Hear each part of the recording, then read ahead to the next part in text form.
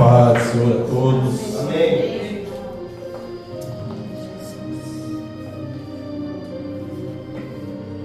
Santo é o teu nome, Jesus. Nós ficamos 3 dias, sendo ministrados a respeito de libertação, onde nós podemos ver que a nossa luta não é contra a carne, não é contra pessoas, não é contra filhos, não é contra esposa, não é contra esposo, não é contra amigos. É Deus. Nossa luta é espiritual. Amém? Amém. Podem sentar.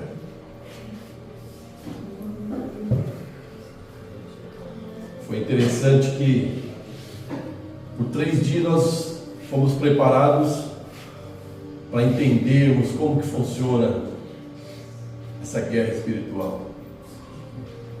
E no último dia, que foi ontem, sábado, onde nós tivemos o encerramento com o teatro, a companhia de teatro Cavode, muito bom.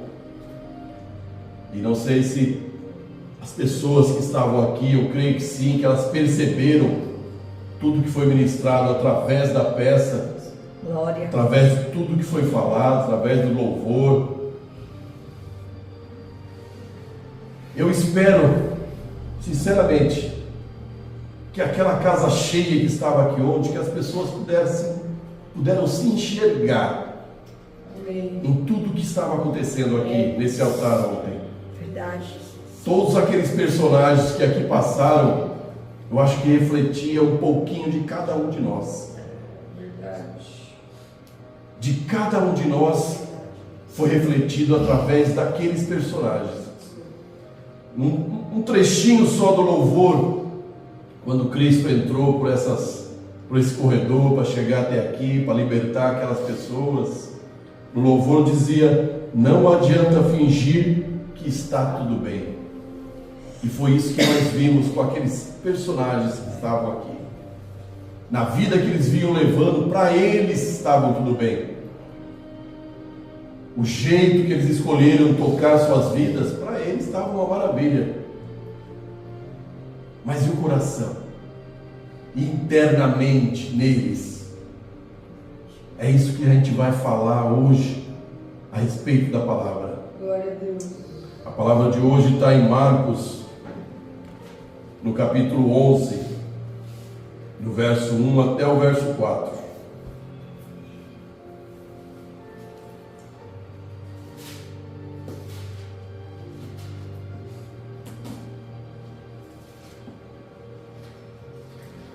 Quando se aproximaram de Jerusalém e chegaram a Betfagé e Betânia, junto ao Monte das Oliveiras, Jesus enviou 2 dos seus discípulos, dizendo-lhes: vão ao povoado que está diante de vocês.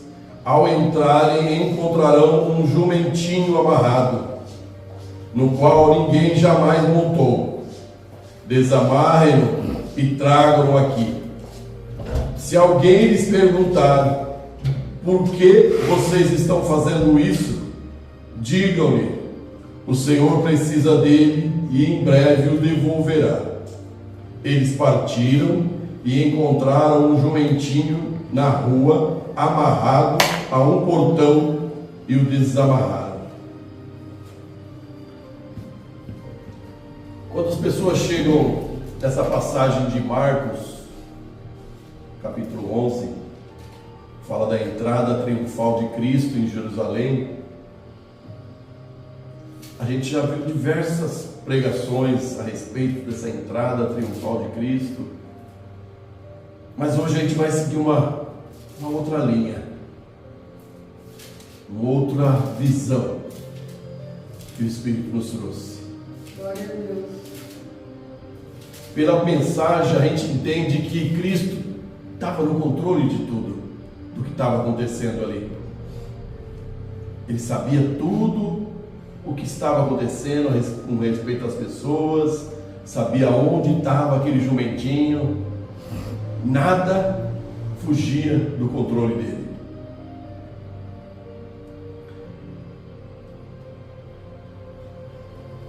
quando ele enviou os 2 discípulos, era uma missão específica.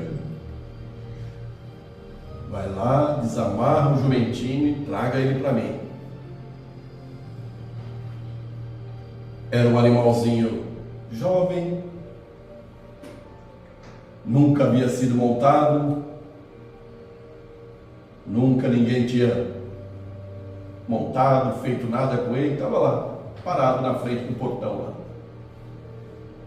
E a ordem foi específica: vai e traga o jumentinho. Ele sabia exatamente aonde estava. Ele se preocupou com o que as pessoas iam perguntar, já deu orientação, ele sabia tudo o que ia acontecer no trajeto daqueles 2 discípulos até chegar lá no jumentinho. Ele já sabia que ele estava amarrado, que as pessoas iam questionar por que está soltando o jumentinho. Ele já deu até a resposta. Nada escapava do controle dele. E é interessante que nessa entrada faltava apenas poucos dias para o sofrimento, para a crucificação. Poucos dias, mas nem isso tirou ele do foco, do propósito. E a gente sabe que tudo que estava acontecendo ali já foi profetizado há séculos atrás, na profecia de Zacarias, capítulo 9, verso 9.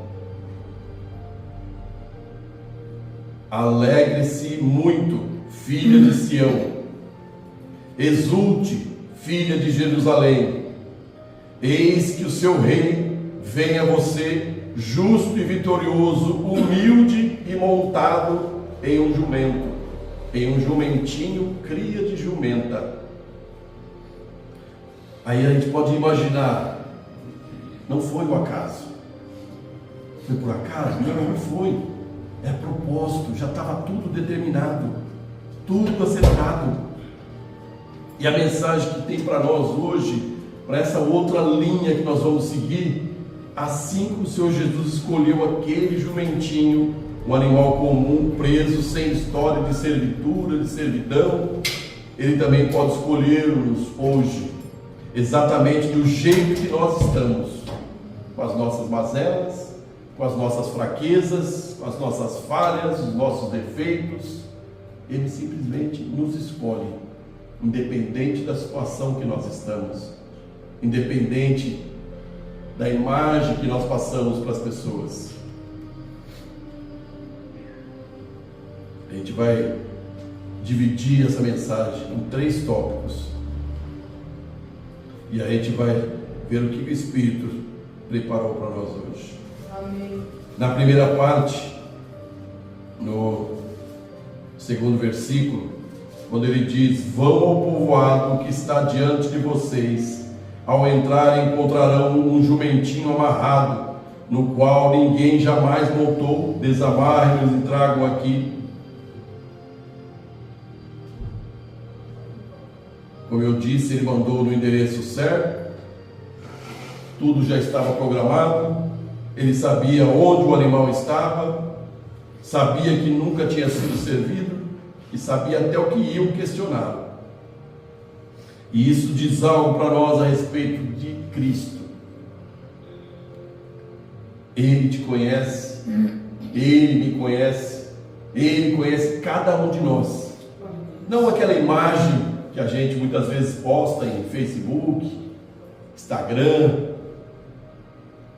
aquela imagem que as pessoas têm da gente, mas Ele conhece o nosso íntimo, que a gente carrega no coração, atrás da nossa cara, atrás das nossas máscaras. Ele enxerga o nosso profundo, oculto. Meus irmãos,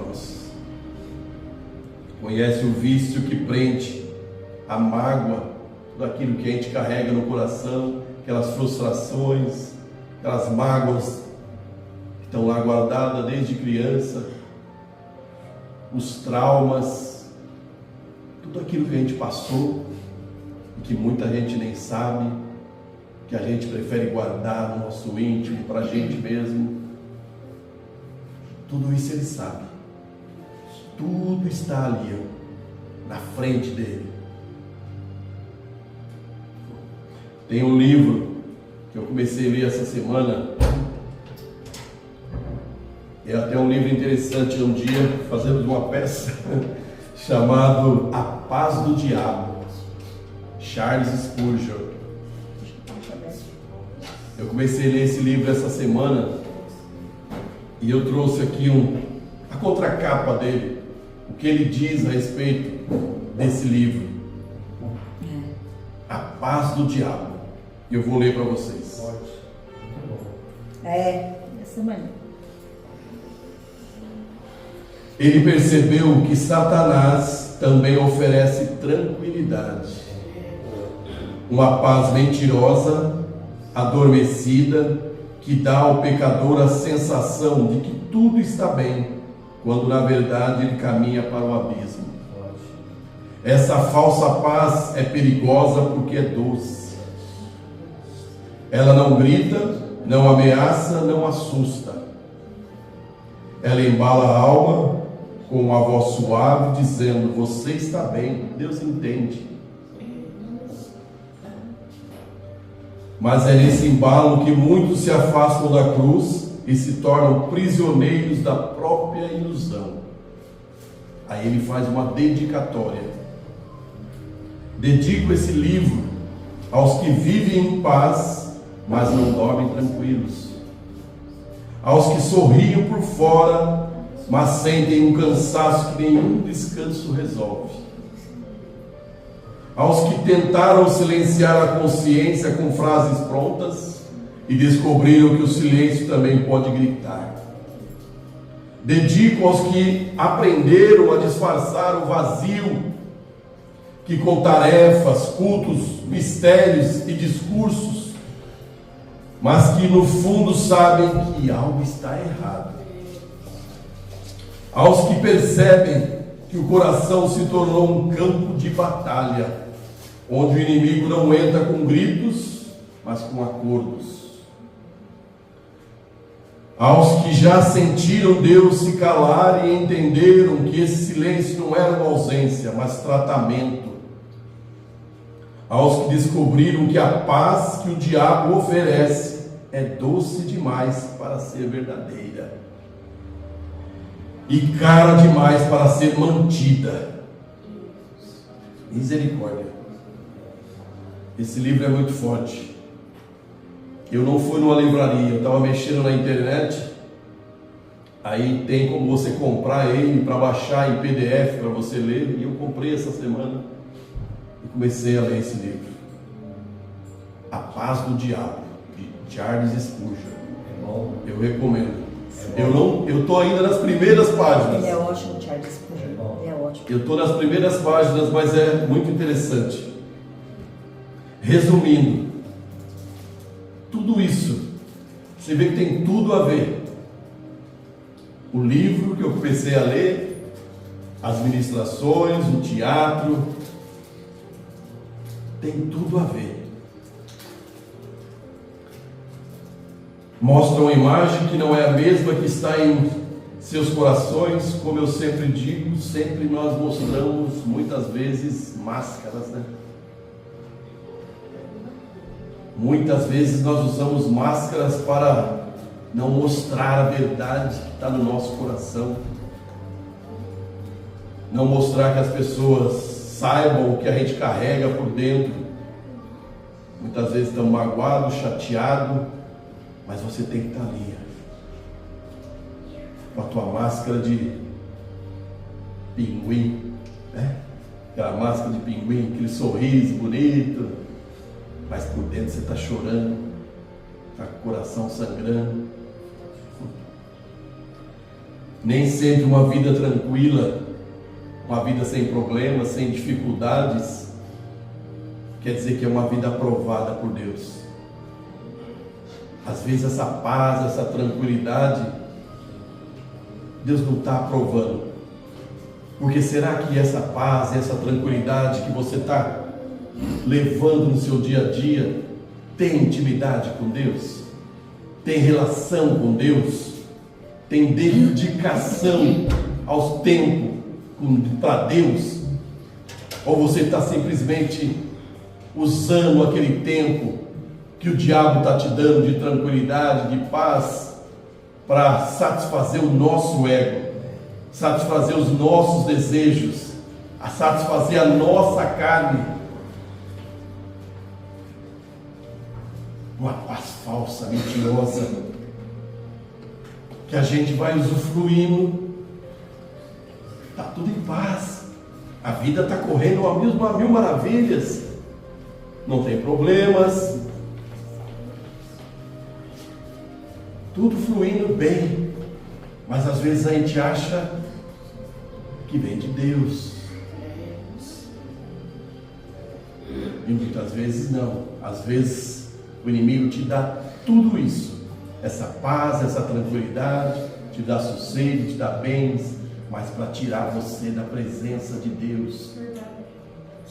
O inimigo te dá uma paz mentirosa, para você ficar confortável, para você ficar na tua zona de conforto, para você não levantar a bunda da cadeira e ir atrás, ir na igreja, e fazer as coisas para Deus, honrar a Deus.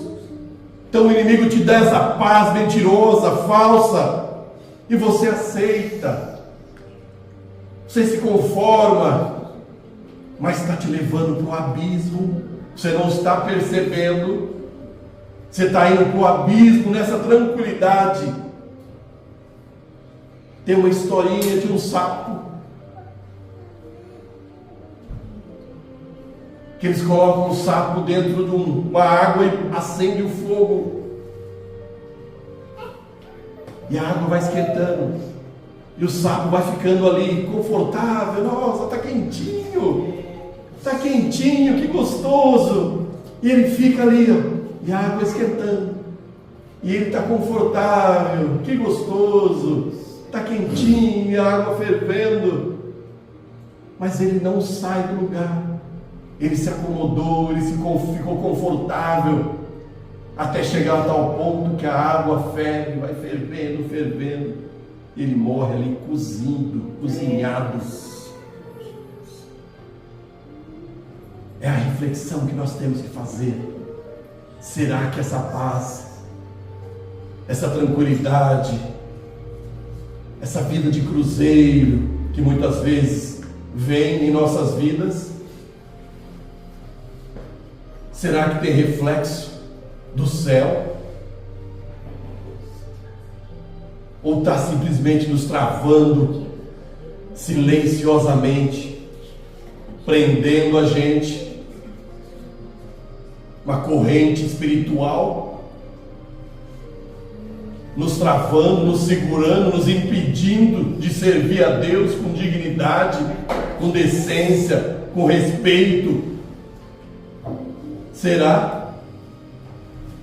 Esse é o sentido da gente ter visão espiritual, da gente saber que a nossa luta é espiritual. Então tudo que foi ministrado aqui nesses 3 dias foi de grande utilidade para todos nós entendermos e enxergarmos o que tem por trás das coisas, porque tem por trás da paz mentirosa. Quando um soldado está na guerra, você acha que ele fica em paz? Acha que ele chega lá e vai dormir tranquilamente? É bala para todo lado, é bomba para todo lado, e ele sabe que ele não pode perder o foco dele. Ele está em batalha, ele está em guerra. Ele não pode simplesmente deitar a cabeça dele no travesseiro e falar: vou tirar 10 horas de sono, uma noite tranquila de sono.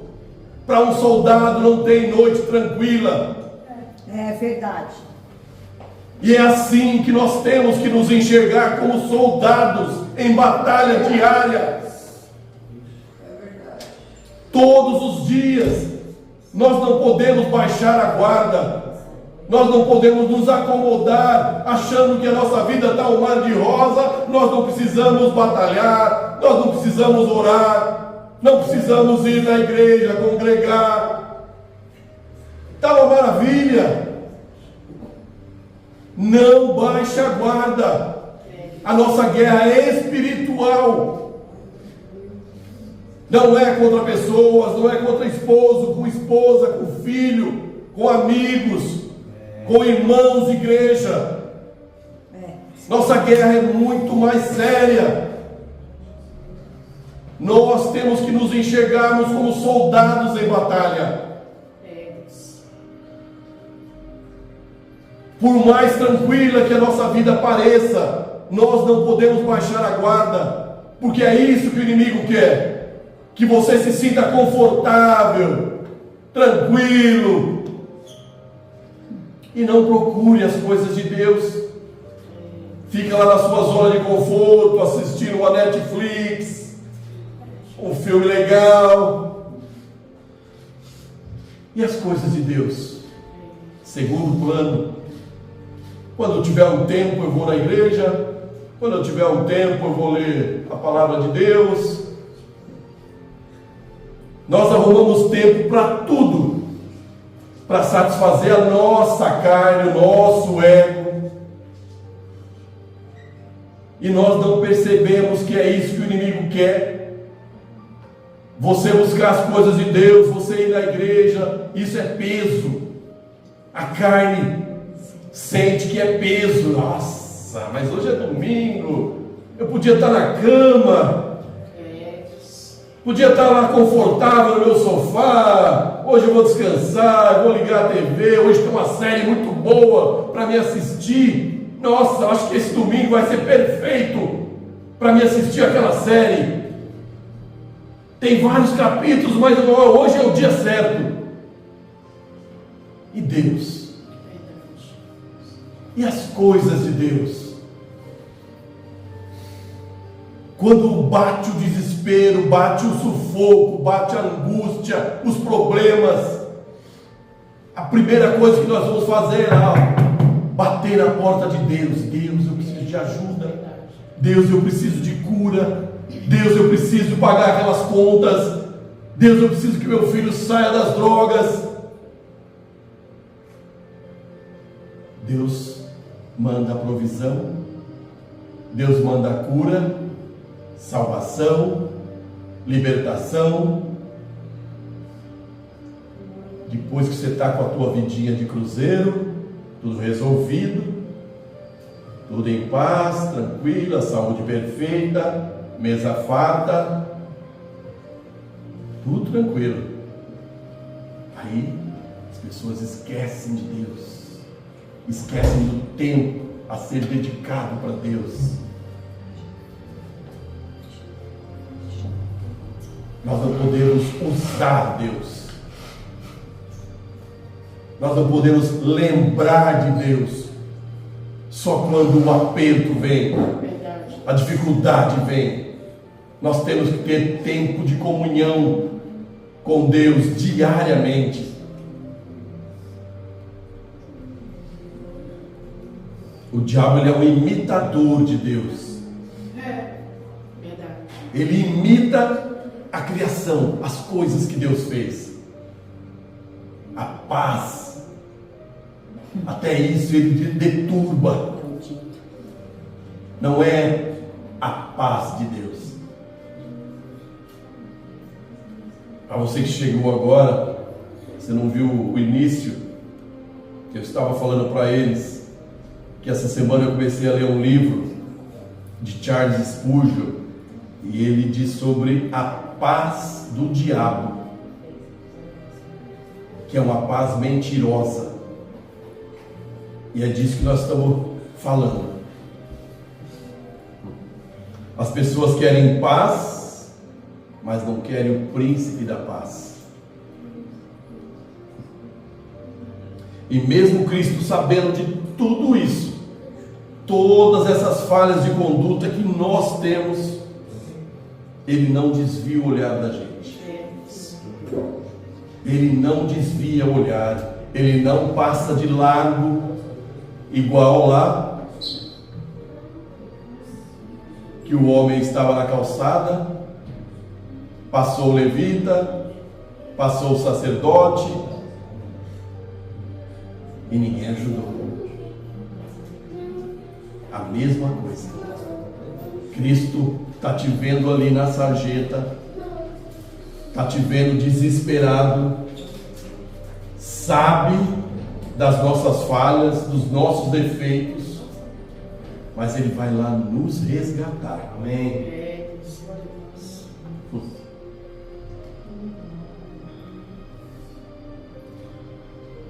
Pense em quantas vezes nós nos sentimos esquecidos pela sociedade, às vezes até pela família. Às vezes a gente está no meio de muitas pessoas e a gente se sente só, a gente se sente sozinho. Parece que ninguém está vendo a gente, parece que a gente está invisível, mas Ele nos vê. E a palavra de Deus diz totalmente ao contrário para nós. É a mesma maneira que Cristo sabia aonde estava aquele jumentinho. É isso aí. Cristo resgatou aquela pessoa da sarjeta, da mesma maneira levou lá naquela hospedaria, cuidou dela, tratou das feridas, das angústias, das frustrações, limpou cada ferida, deixou ela lá com o estaleiro, ainda deu 2 dinheiros para ele, falou: cuida daquela, cuida dele, ou cuida dela, que quando eu voltar, se tiver mais algum gasto, eu pagarei. Essa passagem está em Lucas, capítulo 10, no verso 35. No dia seguinte, deu 2 denários ao hospedeiro e lhe disse: cuide dele. Quando eu voltar, pagarei todas as despesas que você tiver a mais. E a pergunta que fica: onde nós vamos estar quando ele voltar? Onde nós vamos estar? Ele nos resgatou, tratou das nossas feridas, nos deu um direcionamento de vida, e quando ele voltar, nós estaremos no caminho que ele nos colocou?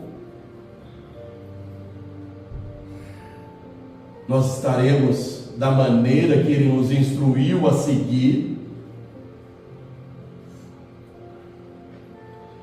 Em Mateus, no capítulo 25, no verso 13,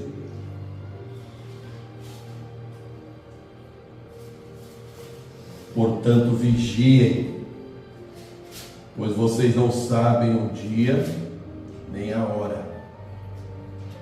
Não sabemos nem o dia nem a hora.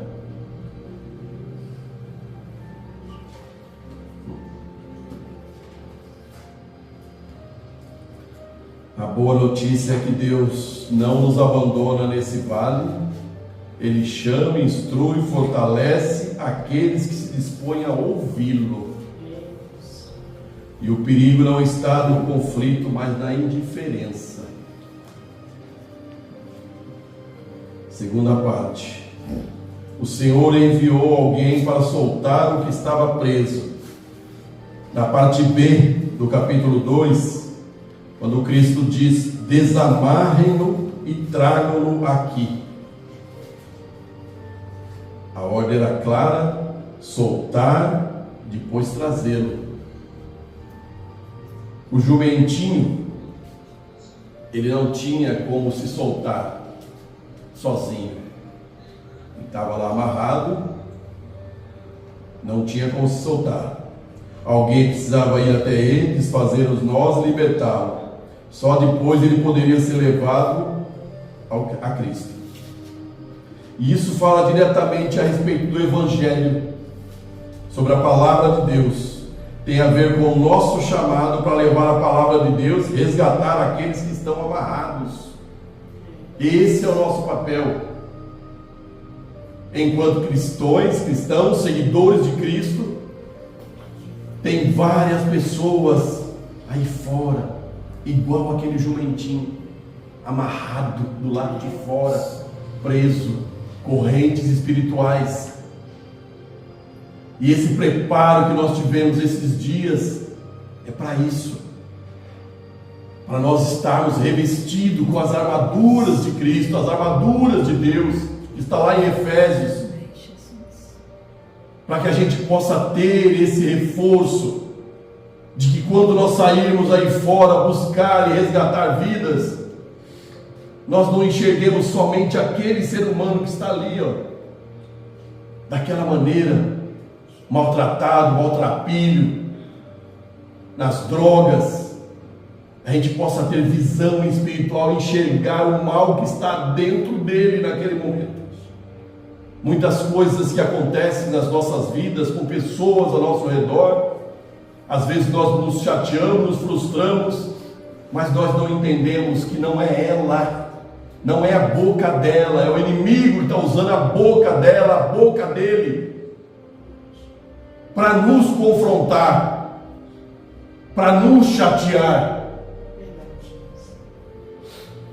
Então nós temos que ter esse discernimento, esse entendimento, para saber que aquele momento é o inimigo que está usando aquela pessoa, é o inimigo que está usando um ente querido nosso, para falar coisas que vão nos chatear, que vão nos desagradar, que vão tirar a nossa paz. É verdade. Temos que ter esse discernimento. O ser humano não consegue se libertar sozinho. Você pode tentar muitas vezes, e às vezes até consegue por um tempo, mas a raiz do problema é muito mais profunda.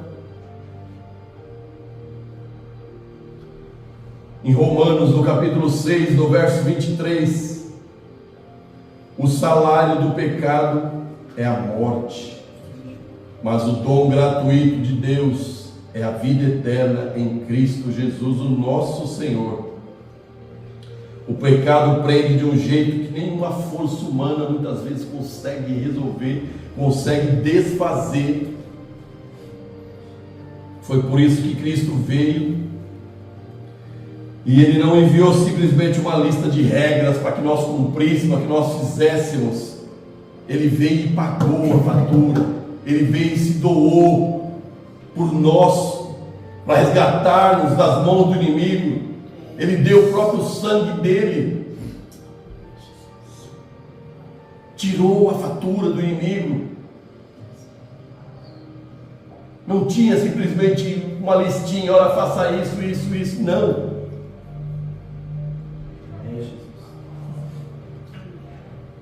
Na cruz Ele desfez as amarras, Ele abriu o caminho e nos deixou o Consolador.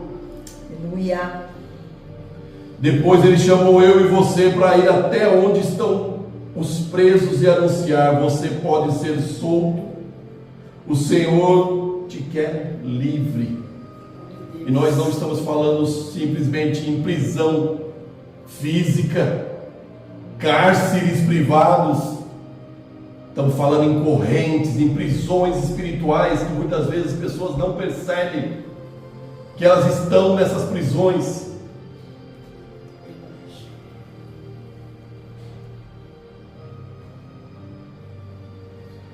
A ordem de Jesus continua sendo a mesma: soltar e levar até Ele. A ordem dele continua sendo a mesma, que Ele deu para os 2 discípulos irem lá e soltar aquele jumentinho. Liberta e solta e traga até mim. esse também é o nosso papel.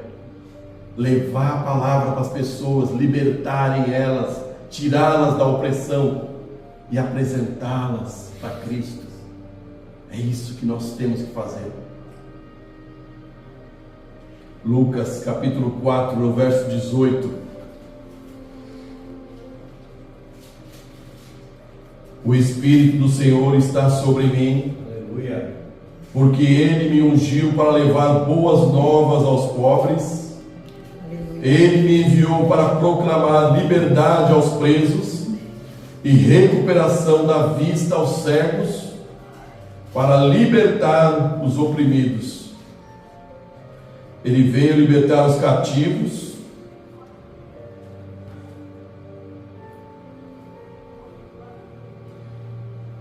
quando ele diz que ele veio para libertar os cativos, essa liberdade, essa libertação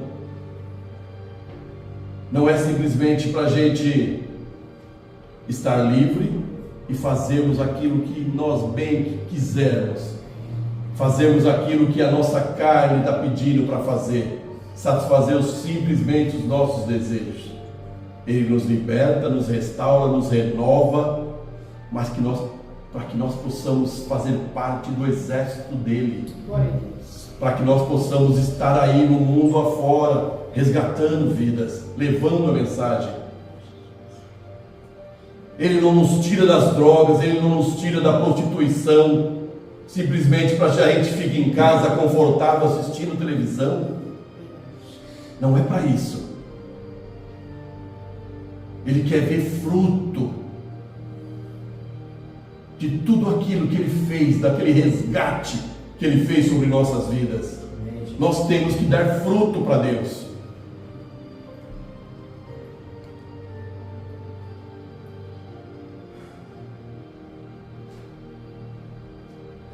Terceira parte. O Senhor disse, no verso 3, se alguém lhes perguntar por que vocês estão fazendo isso, digam-lhe, o Senhor precisa dele e em breve o devolverá. Essa é a parte que mais impressiona. O Filho de Deus, o Criador de todas as coisas, olhou para o jumentinho, jovem, sem história, sem destaque. Eu preciso dele. E é interessante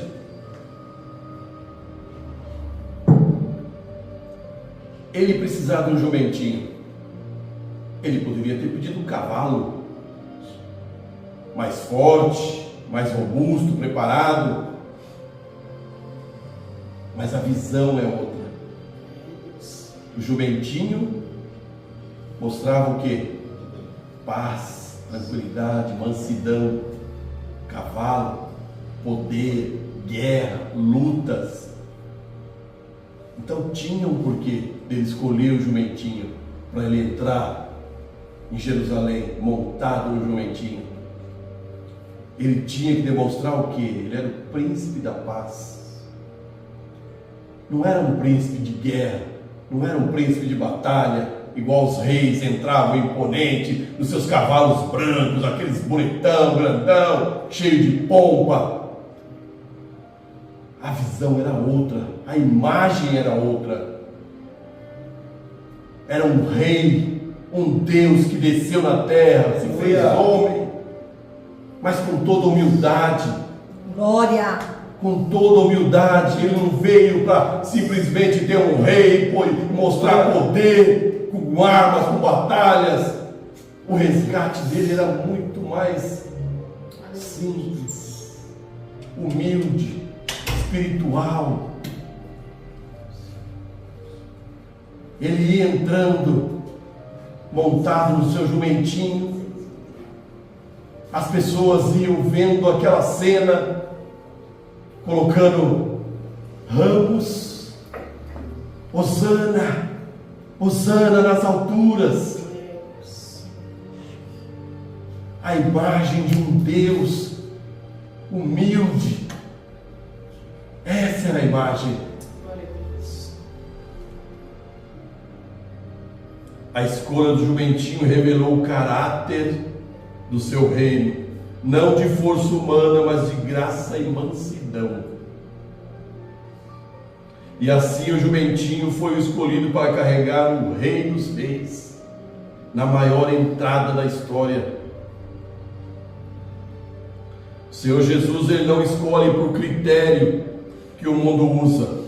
O mundo escolhe os mais bonitos, os mais ricos, os mais inteligentes, os mais bem-sucedidos. O Senhor Jesus escolhe pelo amor e pela graça. Lembra de Samuel? Quando Deus pediu para que ele fosse ungir Davi, chegou lá na casa de Jessé. O que ele viu quando ele chegou? Aqueles jovens todos bonitos, fortes. Aí ia ser fácil escolher um deles para ser rei. E o que Deus disse para ele? 1 Samuel, capítulo 16, no verso 7. O Senhor, contudo, disse a Samuel: não considere a sua aparência, nem a sua altura, pois eu o rejeitei. O Senhor não vê como o homem vê. O homem vê a aparência, mas o Senhor vê o coração. O Senhor, Ele não está nem aí para a nossa aparência, não está nem aí para a nossa condição financeira, está nem aí para o teu diploma, que você batalhou, estudou, se formou. Ele não está nem aí para isso. A visão dele é outra. Aleluia. A visão é o que você carrega aí dentro do teu coração. Essa é a visão dele. Se você está aí trabalhando de terno e gravata, bonitão, se você está lá na sua posição de gerente, de empresário, está nem aí para isso. Tudo isso vai ficar aqui, ó. Tudo. Teu diploma que você enquadrou e pendurou lá na parede, colocou lá no teu escritório, para que as pessoas, quando entrem no escritório, vejam lá a tua qualificação, o teu doutorado, não vale de nada.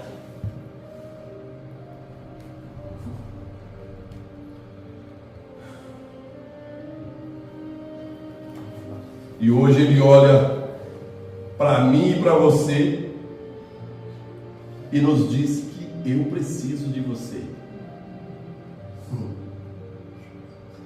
E Ele nos diz que não para carregar fardo pesado,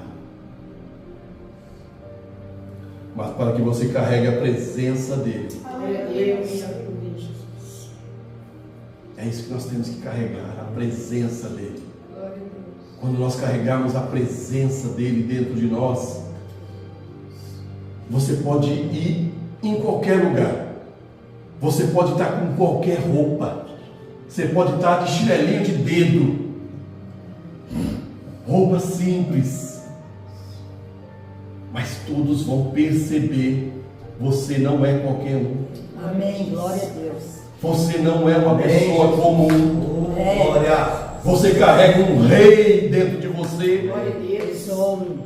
Diferente daqueles que estão cheios de pompa, todo engravatado. Ô doutor, pois não, doutor, mas o doutor está vazio por dentro, um buraco que só ele sabe. É verdade. Por fora está demonstrando ser um doutor bonito, doutorado, um grande advogado, mas por dentro está cheio de problemas, cheio de dores, de amarguras, o coração sangrando. Aleluia. A única coisa que as pessoas conseguem enxergar é só a casca que ele está mostrando.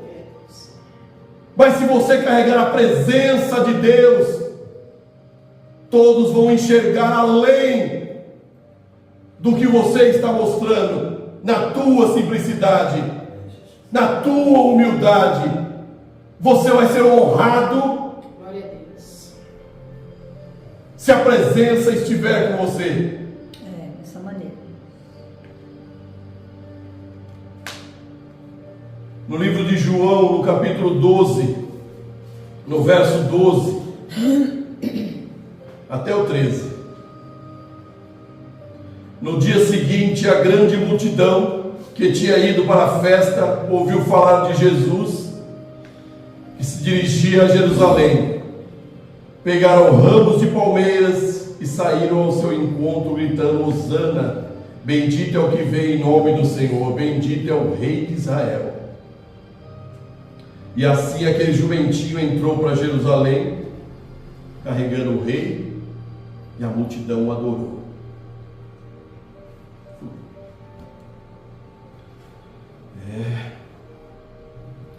Com a sua conversão e sua vida entregue ao Senhor Jesus, pode levar muitas outras pessoas a encontrarem o mesmo Senhor. Quando nós nos convertemos, nós entregamos nossa vida a Cristo, nós enxergamos que esse é o caminho, a verdade, a vida. Glória a Deus. Quando você consegue ter essa visão, quando você enxerga isso, o que a gente mais quer fazer é multiplicar. Eu lembro que quando eu me converti, esse ano, daqui a alguns meses, vai fazer 40 anos que eu me converti. Mas infelizmente eu fiquei mais de 20 afastado, desviado. Mas quando eu me converti, foi uma coisa tão boa. Eu não conseguia entender que aquilo que eu estava vendo, aquilo que eu estava conhecendo, que apresentaram para mim, eu não conseguia entender que a minha família não participasse daquilo. A minha mãe vivia indo em lugares daqueles São Cosme e Damião, levava a gente quando era criança para ser benzido, levava a gente naquelas festas que eles fazem para as crianças, de doce lá para São Cosme e Damião.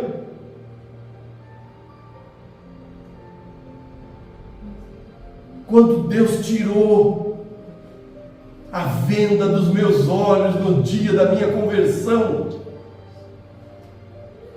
eu queria levar as pessoas para a igreja na marra,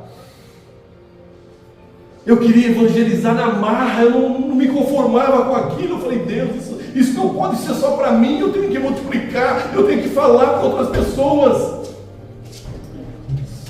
Eu não posso ver eles caminhando para o abismo e ficar quieto, eu não posso fazer isso. Mas eu não tinha entendimento, eu não tinha sabedoria para evangelizar as pessoas. Eu queria fazer do meu jeito, e isso muitas vezes acabava afastando as pessoas.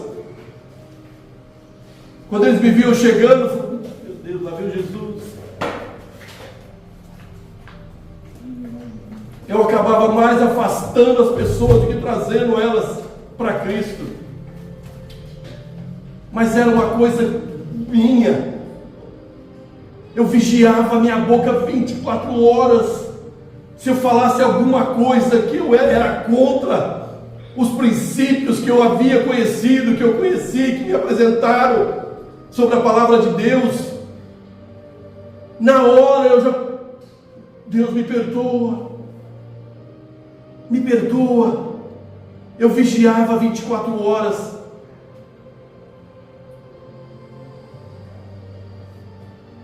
Então, quando a gente tem esse entendimento, quando a gente conhece a verdade, é muito difícil a gente querer carregar isso só para a gente. Nós não podemos, nem que nós quiséssemos.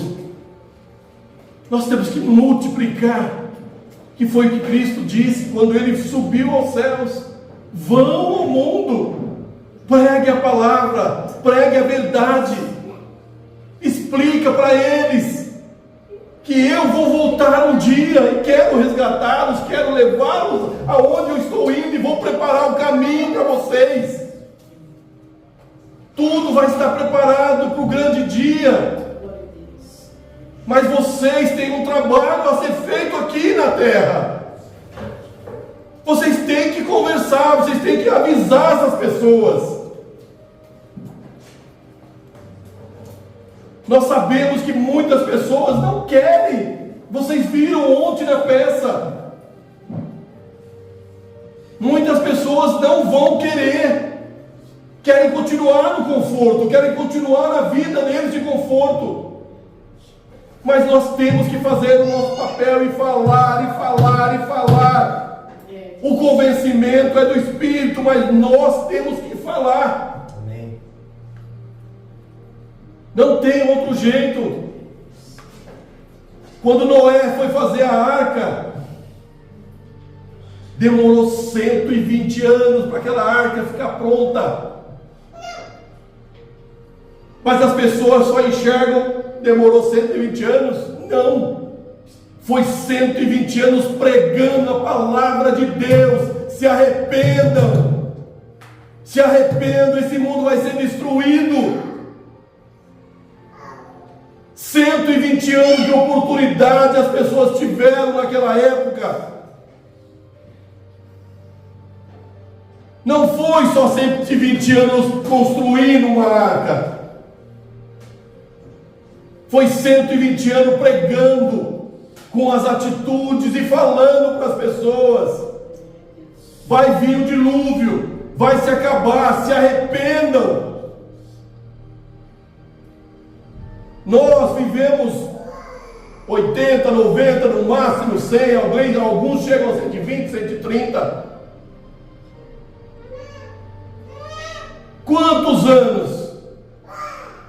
Quantos dias da semana nós falamos da mensagem de Cristo? Quantos dias da semana nós falamos da mensagem da cruz para alguém do nosso trabalho, para alguém da escola, para alguém do nosso convívio? Quantos dias? Não estou falando de nós ficarmos uma vida inteira. Estou falando de alguns dias. Quantas horas? Quantos minutos nós tiramos por dia para ler a palavra de Deus? Nós só queremos usar Deus, mas nós não queremos nos doar, nós não queremos dar nada de nós. Assim é muito fácil. Nós temos que fazer essa reflexão e pensar, meu Deus,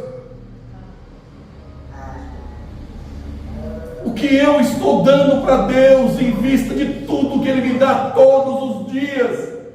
Que retribuição eu tenho que dar para Ele?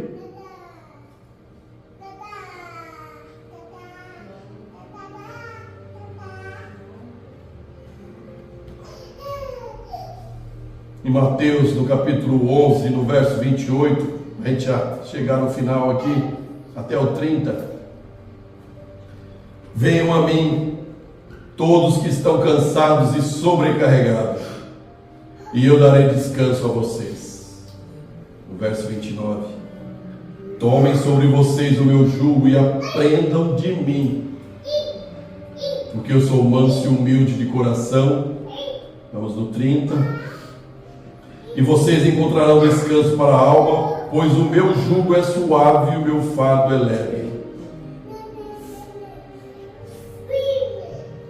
Nós temos que entender, gente, nós temos valor. Deus nos enxerga da maneira que nós mesmos não nos enxergamos. Deus nos valoriza. Deus vê tudo que nós carregamos aqui dentro. Mas Ele quer que nós nos esforcemos. Ele quer que nós façamos o nosso trabalho aqui na terra. Nós não podemos esperar que Deus faça tudo. Nós podemos esperar que as coisas caiam do céu de mão beijada.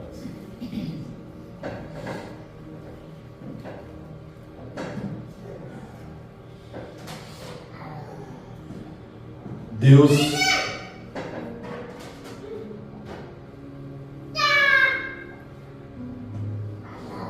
Nós temos valor aos olhos de Deus não pelo que você fez ou pelo que nós fizemos, mas para nos libertar e nos dar destino, propósito das nossas vidas.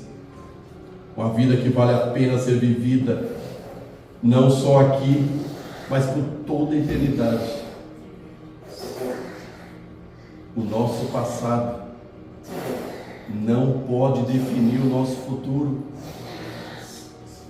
Nós não podemos achar que tudo aquilo, todos os erros, todas as falhas que nós cometemos no passado vai definir quem nós somos. Não é o mundo que dita a regra, não é o mundo que diz para você o que você vai ser, o que você é, ou o que você é hoje. É Deus. Deus que dá a última palavra dele sobre nossas vidas. Que a gente possa sair daqui hoje tendo essa certeza. Nós temos que enxergarmos, nos posicionarmos em Cristo, saber o nosso lugar, saber a divisa que Deus colocou nas nossas vidas, a responsabilidade que Ele espera que a gente tenha com todas as pessoas, responsabilidade de pai, de mãe, de filho. Valorizem cada dia das nossas vidas. Não deixe o inimigo plantar coisas nas tuas vidas, no teu coração. Nós não podemos simplesmente nos acomodar. O papel dele sempre vai ser esse: plantar mentiras nas nossas vidas. Ela costuma sempre falar: o passarinho pode até pousar na tua cabeça, mas não pode fazer ninho. Se ele fizer ninho é porque você está deixando, você acomodou-se. Não deixe o inimigo ditar as regras da sua vida. Quem dita as regras, aliás, quem já ditou as regras, porque ele já escreveu. Aleluia. Ele já escreveu quando nós estávamos no ventre da nossa mãe. Ele já escreveu lá toda a nossa trajetória de vida. Aleluia. Mas nós temos o livre-arbítrio. Vocês lembram da peça da biblioteca? É isso aí. Muitos não querem seguir a cartilha, muitos não querem abrir o seu livro. Nós não podemos fazer isso. Vamos ficar atentos. Visão espiritual. Enxergar o mal nos pequenos detalhes, porque é ali que ele vem tentar minar a nossa vida espiritual, minar a nossa comunhão de família, minar o nosso relacionamento entre esposo e esposa. É no detalhe. Às vezes uma simples palavrinha que você pode achar sem sentido nenhum, sem malícia nenhuma, ele pega só aquela vírgulazinha ali, ó, e já planta dúvida e insegurança na nossa mente, para causar discórdia, causar discussão, desavenças. Vamos ficar atentos. Amém, irmãos? Deus abençoe a vida de vocês.